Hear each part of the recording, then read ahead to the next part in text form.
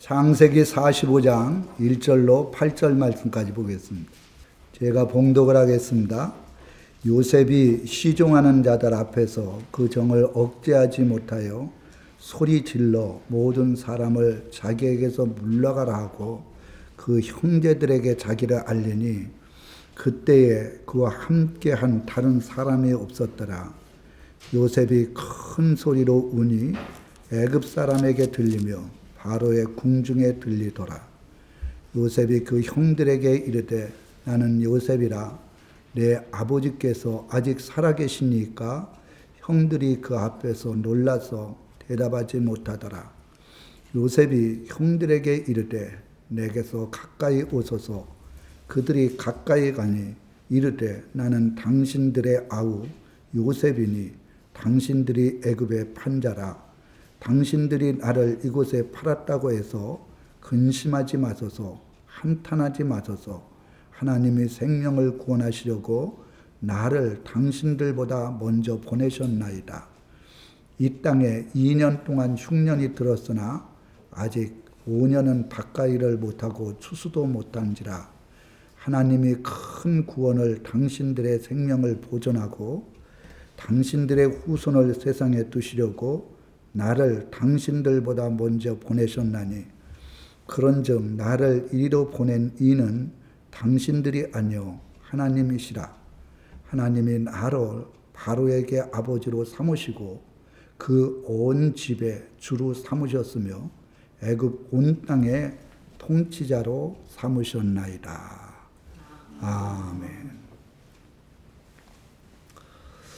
오늘 이 창세기 45장 1절로 8절 말씀까지 이 성경의 말씀을 통해서 요셉의 고백으로 본 예수님의 모습. 그러니까 성경은 다 예수로 풀으라 그랬거든요. 아브라함, 이삭, 야곱 아무리 알아도 우리는 구원받을 수 없어요.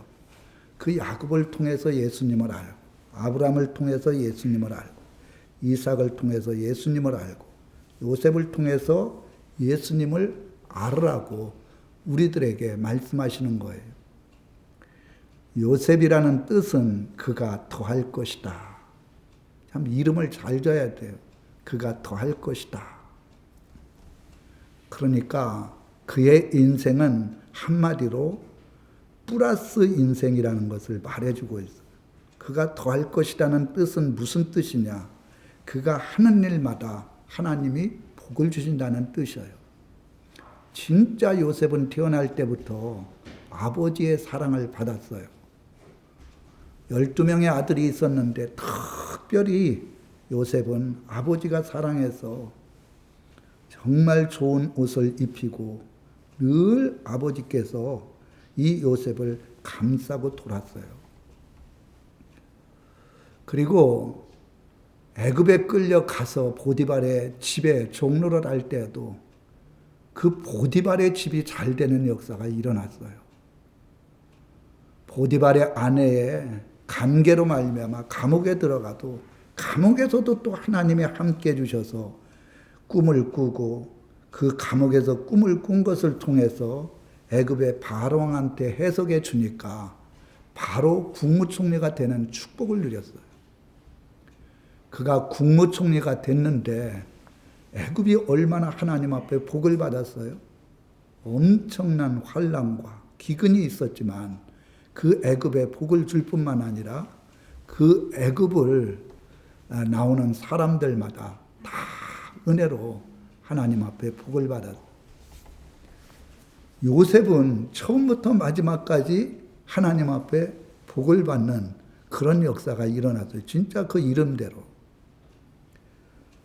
그래서 요셉의 고백으로 본 예수님의 모습. 아마 성경에 많은 인물들이 있는데 그 인물들 중에 가장 예수님과 닮은 분이 누구냐? 이렇게 하면 요셉이라고 할 수가 있어요. 그래서 우리 본문 말씀을 통해서 예수님과 어떻게 닮았는가? 이거를 한번 알 수 있도록 하겠습니다. 5절에 한번 보세요. 당신들이 나를 이곳에 팔았다고 해서 근심하지 마소서, 한탄하지 마소서. 하나님의 생명을 구원하시려고 나를 당신들보다 먼저 보내셨나이다. 하나님이 요셉의 형제보다도 먼저 보내셨다는 거예요. 이거는 적용적으로 해석하면 예수님을 하나님께서 보내셨다. 이것을 알 수가 있어요. 여기 보내셨다는 뜻은 파송하다, 뻘치다, 내뻗다. 사실 요셉이 우리 형들보다 먼저 보내셨다 이렇게 좋은 얘기를 했지만 그렇게 보낸 게 아니에요. 형들이요, 시기 질투가 나가지고 요셉을 죽이려고 그랬어요. 그리고 구덩이를 타놓고 거기다 집어넣었어요. 진짜 죽이려고 그랬어요. 같은 피를 나는 형제인데. 그러다가 유다라고 하는 그 형이 죽일 필요가 있느냐? 팔자. 그래갖고 애굽의 상인에게 은 20에 팔았어요. 참 형제 아니에요, 형제. 형제를 어떻게 죽이려고 하겠습니까? 또 형제를 어떻게 은 20에 팔 수가 있습니까?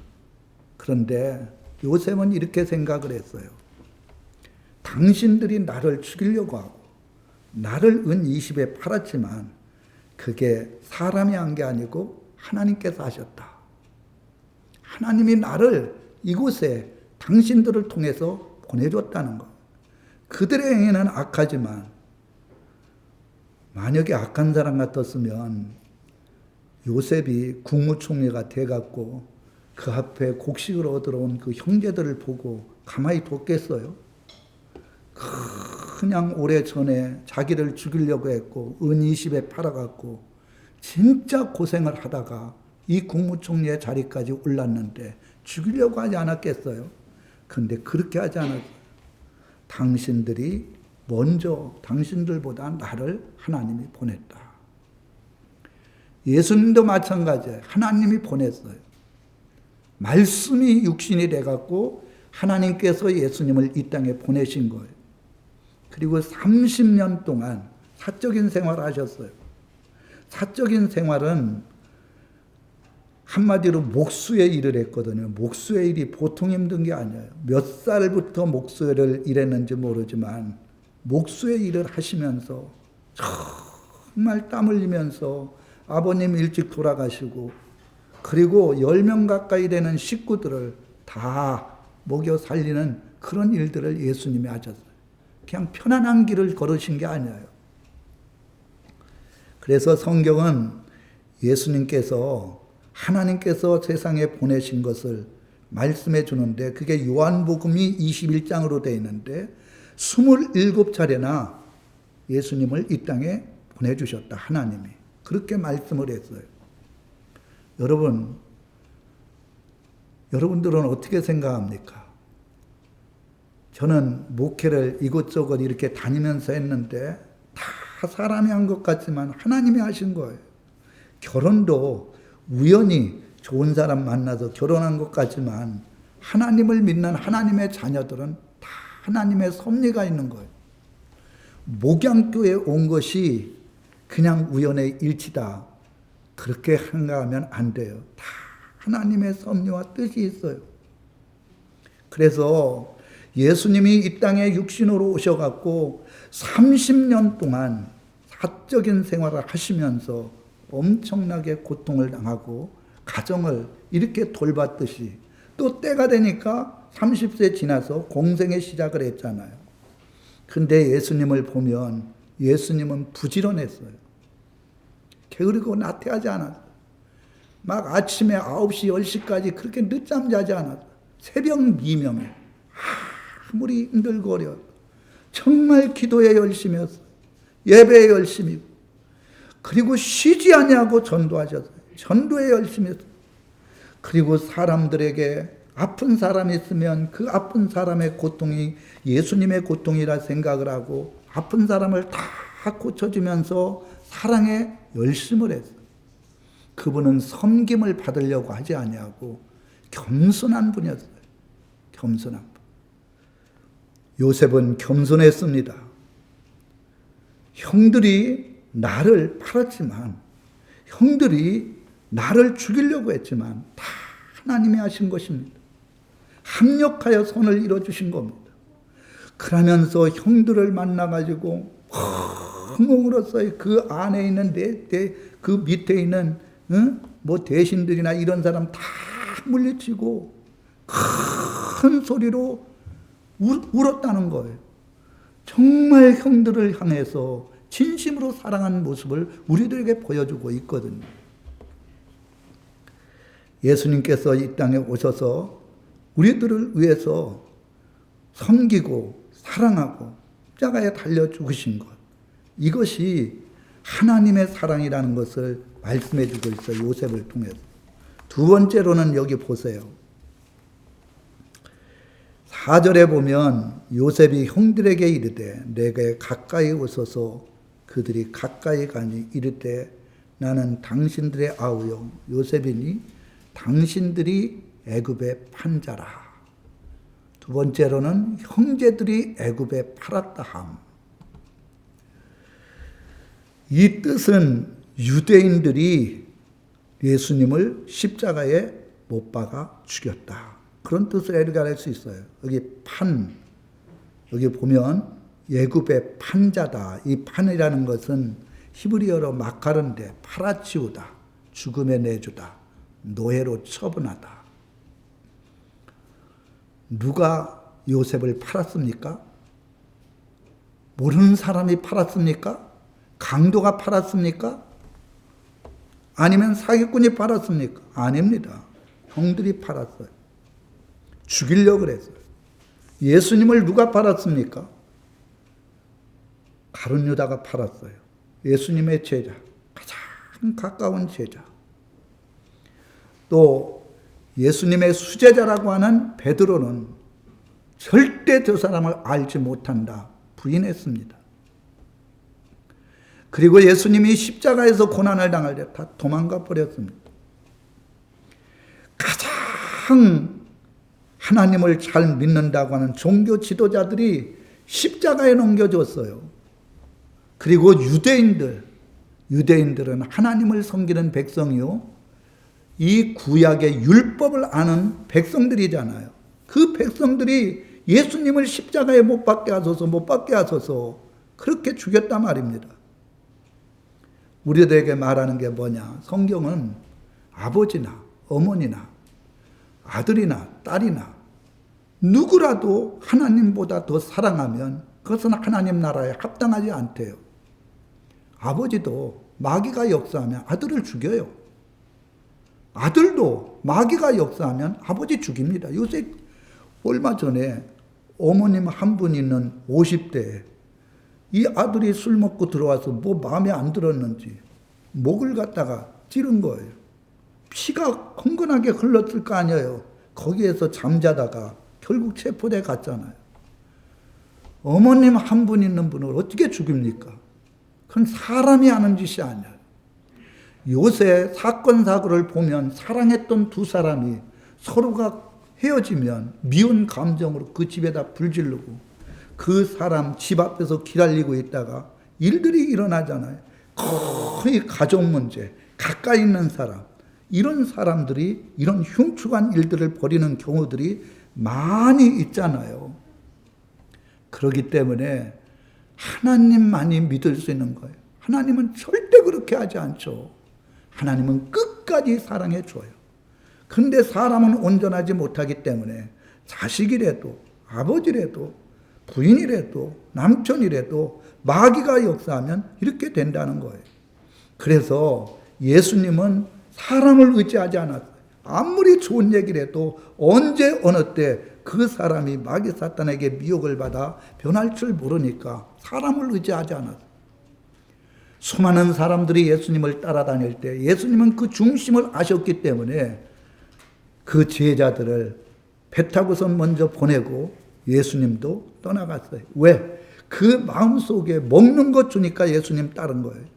치료해 주니까 따른 거예요. 이 마음속에 주님에 대한 큰 사랑과 주님을 위해서 죽겠다는 믿음이 없으니까 그들에게 의지하고 그들에 대해서 믿음을 가지지 못하시고 다른 데 가서 복음을 전하셨어요. 여러분, 형제들이 애굽을 팔았다. 형제가 팔았듯이 예수님도 그 제자들, 그리고 가장 하나님을 잘 섬긴다고 하는 종교 지도자들, 그리고 유대인들, 이들이 십자가에 달려 죽였어요. 교회에서요, 목사가 가장 핍박을 받는 그런 핍박을 하고 핍박을 받는 그런 일들이 일어나잖아요. 누가 그럽니까? 가장 신앙이 좋다고 하는 장로님들, 장립집사, 권사님들. 안 믿는 사람은 목사 와가지고 핍박 안 해요. 믿음이 없는 사람은 핍박 안 해요. 똑같은 거예요. 그래서 장로님이 되고 목사가 되고 그리고 권사님이 되면 더 많이 기도해요. 특히 장로교는 권사님들의 말이 많아요. 그래서 안장로를 잘 세워야 된다 그러잖아요. 안장로가 누구예요? 바로 장로님들의 부인이에요. 집에 가면 다 절대 불신앙적인 얘기를 하지 않고 믿음의 얘기를 해야 되는데 마귀가 역사하면 불신앙적인 얘기. 그러면 장로님이 그것에 대해서 속아가지고 결국은 그 교회를 갖다가 돌이킬 수 없는 일들을 벌이게 하거든요. 예수님이 그랬고 요셉이 그랬어요. 모든 영적인 일들은 가까이 있는 사람, 사랑하는 사람, 이런 사람들이 문제를 일으키는 경우를 우리들에게 말씀해 줬어요.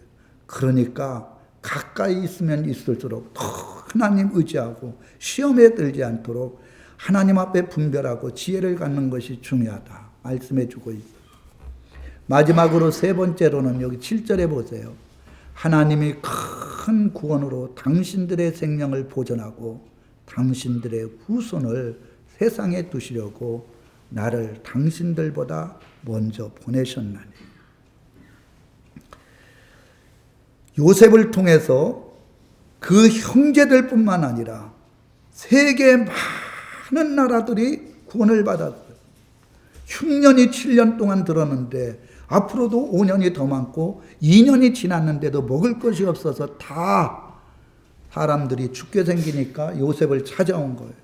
그래서 풍년이 드는 때 그때 창고를 많이 쪄서 곡식을 따놓고 흉년이 들어 고통을 당하고 있는 사람들에게 이것을 팔아서 엄청난 구원을 이루었어요. 그 가정만 그런 게 아니라. 그래서 여기 구원이라는 뜻이 구출, 탈출, 남겨둠. 그러니까 먹을 것이 없는 가운데서 먹을 것을 줘서 구원하고. 그리고 이 요셉을 통해서 바로 자기의 형제, 자기의 가족 식구 이런 사람들을 참으로 구출해 주고 그리고 이들에게 그 마음속에 양심의 거리낌이 있었을 거 아닙니까? 평생에 그런 것들을 다 버릴 수 있도록 은혜를 베풀어 준 거예요. 요사이 계시록 요번에 신학교 졸업을 하잖아요. 계시록을 하면 할수록 저는 학구부동합니다. 왜 학구부동하냐면 하나님이 음성을 줬기 때문에. 또 성령을 받은 것도 그냥 받은 게 아니라 성령의 불을 받아서 영적인 세계를 다 봤잖아요. 그냥 성령 받고 방언이 나오고 요 정도 수준이 아니었어요. 그렇기 때문에 하나님의 살아계신 역사를 절대적으로 믿는 거예요. 주기도문을 제가 가르쳐 줬잖아요.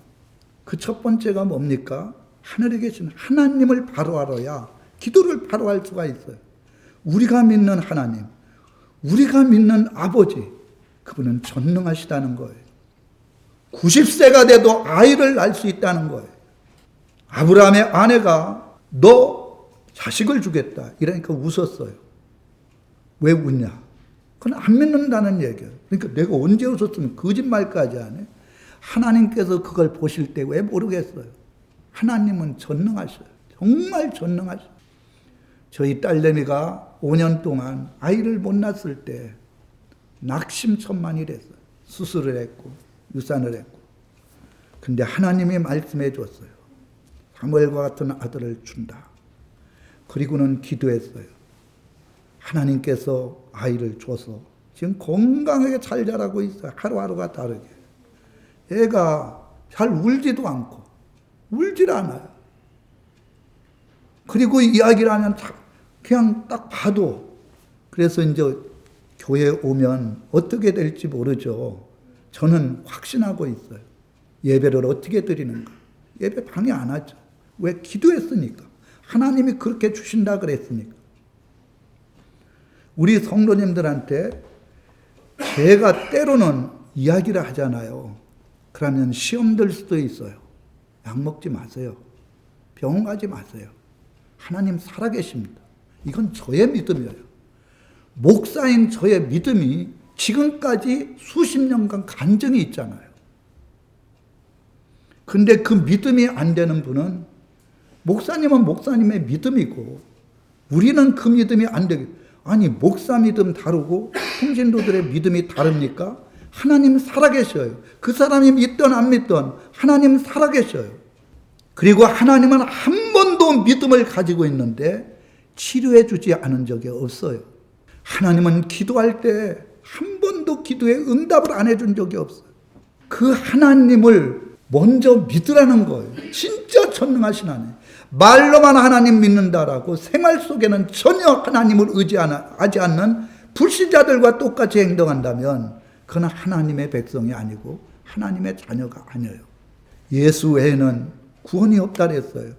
마태복음 1장 21절에 보면 그 이름이 자기 백성을 죄에서 구원하는 자고 천하 만민에게 구원을 줄 자는 예수님밖에 없어요. 그래서 불교권에 있는 사람들은 우리들에게 뭐라고 하죠? 왜 거기만 구원? 성경에 그래 놨으니까. 제가 불교 교리를 배웠잖아요. 부처를 믿으면 구원받는다. 한 구절도 없어요. 부처와 같이 되려고 백날 해봐도 사람은 안 되는 거예요. 오직 예수님을 믿는 예수 외에는 구원이 없다는 거예요. 그리고 계시록 7장 10절에도 모든 천군 천사와 성도들이 구원하심이 어린 양에게 있다는 거예요. 제가 계시록을 하면서 이 마지막 때 7년 대환란이라고는 엄청난 환란이 있는데 여기에서 보호받고 여기에서 구원받을 수 있는 사람이 어떤 사람이냐? 바로 계시록의 말씀을 바로 알고 깨어서 준비하고 이 말씀대로 순종하는 사람. 아주 이게 굉장히 중요한 요건이에요. 그런데 교회들이 이 말씀을 증거하지 않는 거예요. 이 말씀을 증거해도 한 귀로 없고 한 귀로 다 흘려버려요. 오늘 새벽에도 제가 계시록 말씀을 증거했어요. 증거할 때마다 제 마음속에 그냥 지식으로 듣지 마라. 이 말씀은 반드시 이루어져야 될 말씀이다. 엄청난 환란이 오고 적그리스도가 이 땅에서 이 세상을 지배할 때 그 적그리스도에 경배하지 않는 자는 남자나 여자나 나이 먹은 사람이나 나이 적은 사람 다 죽는다. 666조를 받지 않으면 절대 매매를 하지 못한다. 그러면 후 3년반에 들어가서 살 수 있는 그런 믿음을 가진 사람이 어디 있겠어요? 죽는데 자기의 생명을 담보로 하고 그 앞에 경배하지 않으면 그 앞에서 죽는단 말이에요. 666표를 받지 않으면 매매를 하지 못해요. 이러한 환난 가운데서 하나님께서 특별히 말씀대로 순종하는 사람들에게는 하나님께서 예비처에서 보호처에서 보호해 주신다는 거예요. 절대 짐승한테 경배하지 않도록 짐승의 집단들이 이 보호처에 숨어 있는 그 사람들을 알 수 없도록 하나님이 보호해 주신다는 거예요. 3년 6개월 동안 보호처에서 포함을 받았다가 천년 왕국에 들어가는 축복을 누린다는 게 이 계시록의 말씀이에요. 이거 아니면 어떻게 이 환난을 이길 수가 있겠어요? 이길 수가 없어요. 제가 이 계시록을 얼마나 많이 받겠어요. 그런데 우리 성도님들은 진짜 믿음 안에서 행하지 않는 거예요. 주여 주여 하는 자마다 다 천국에 들어가는 것이 아니요 주님의 뜻대로 행하는 자. 그리고 주님의 뜻대로 안 행하면 천국에 못 들어간다는 얘기를 수없이 듣잖아요. 부자가 천국에 들어가는 것은 낙타가 바늘귀 구멍에 들어가는 것보다 더 힘들다. 낙타가 어떻게 바늘귀 구멍에 들어갑니까? 부자 천국 못 갑니다. 하나님을 믿는다라면서도. 부자가 천국 갈 수 있는 길은 그 돈이 다 주님의 것이라 생각하고 다 어려운 사람들에게 나눠주는 거예요. 열매가 없어요.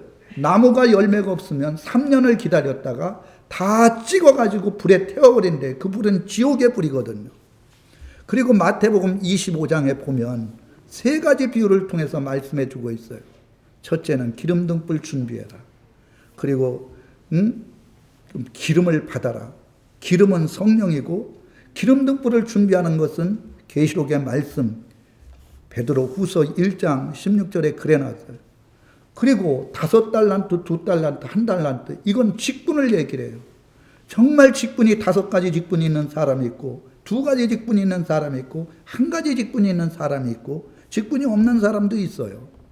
그런데 그 직분을 주신 것에 대해서 감사하지 않고 지 마음대로 행하다가 하나님 앞에 이 게으르고 나태한 종을 슬피 울며 이를 가는 데로 보내라. 슬피 울며 이를 가는 데가 천국입니까?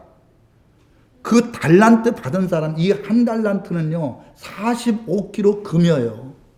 그 45kg 금은 어마어마한 거예요. 그만큼 직분이 귀한데도 1달란트 받은 사람은 혹시 내가 잘못 사용하면 이거 잊어버릴까 봐 땅 깊이 놓고 세웠다.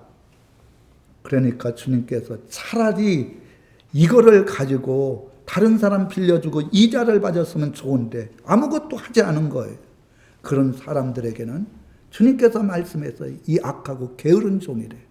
악한 사람이에요. 게으른 종이에요. 슬피 울며 이를 가는데 보낸다는 거예요.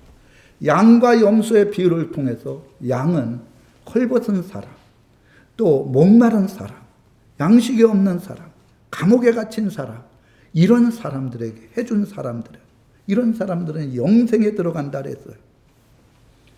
정말 자기 물질 가지고 어려운 사람 도와주고 먹을 것 없는 사람 먹을 것 주고. 그러니까 이 양과 같은 사람이 언제 우리가 그렇게 했습니까? 얘기를 하니까 적은 소자에게, 정말 적은 소자, 사람들이 보잘것없이 생각하는 그런 사람들에게 한 것이 나에게 한 것이다. 염소가 있어요. 염소는 하나도 해준 게 없어. 먹을 것, 그리고 입을 것, 그리고 물도. 그러니까 예수님께서 원래 그렇게 사랑 행하지 않았느냐 말씀을 하니까 언제 내가 사랑을 행하지 않았습니까? 교회 안에서 열심히 신앙생활을 했는데. 그러니까 적은 소자에게 하지 않은 것이 나에게 하지 않는 것이다.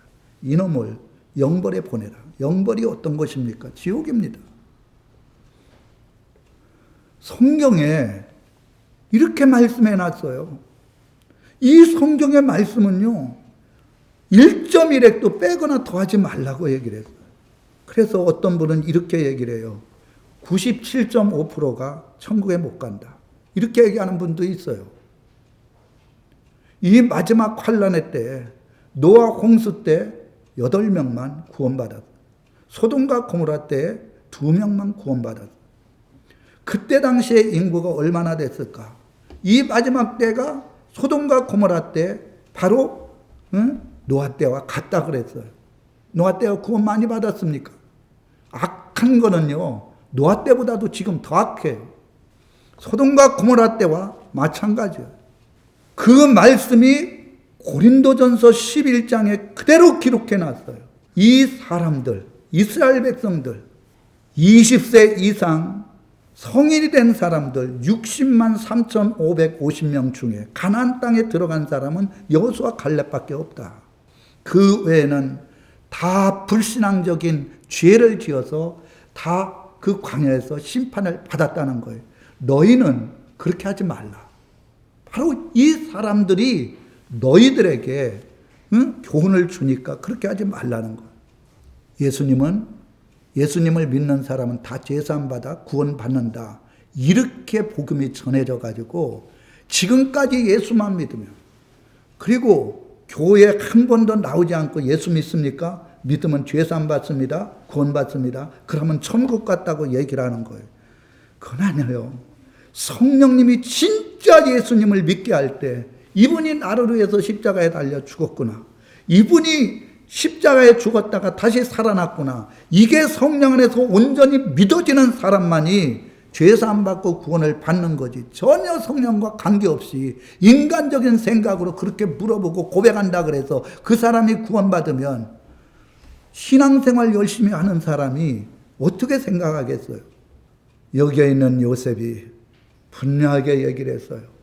당신들은 깨닫지 못하지만 당신들과 또 많은 사람들을 구원해 주기 위해서 나를 애굽에 파송했다. 예수님도 마찬가지예요. 이 마지막 때에 은혜 시대 때는 예수님을 믿고 믿음 안에 거하면 구원받지만 이 마지막 때는 계시록의 말씀을 통해서 때가 가까우니까 거룩한 자가 되라. 의로운 자가 되라.